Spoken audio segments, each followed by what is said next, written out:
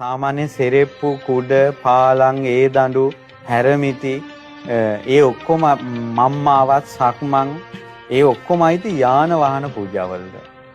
එකෙන් ගොඩාක් සංසාරේ සැප ලැබෙනවා. ඊළඟට තමයි දැන් අපි ගත්තොත් එහෙම පාවහම් පූජාව එක රහතන් වහන්සේ නමක් කියනවා කලින් ජීවිතේ මම කරගත්ත පින මේකයි කියනවා. ඒ තමයි ඒ ස්වාමීන් වහන්සේ කලින් ජීවිතේ ඉඳලා තියෙනවා මේ එක උපාසකෙක් වෙලා යාගේ පුතා පසේ බුදු වෙලා. ඊට පස්සේ තමන්ගේ පුතා හොයාගෙන යනකොට මේ පසේ බුදුරජාණන් වහන්සේ පාරේ අවුවේ වඩිනවා. වඩිනකොට ඉක්මනට අර උපාසක මහත්තයා තමන්ගේ පාවාන් දෙක ගලවලා අර ස්වාමීන් වහන්සේ ඉස්සරහා තියලා පූජා කළා. පූජා කරනකොටම හිතුවා එම්බා පාවාන් සංගල නුඹද මාව දුකෙන් නිදහස් කරත්වා. එම්බා පාවාන් සංගල නුඹ මාව නිවනට රැගෙන යත්වා.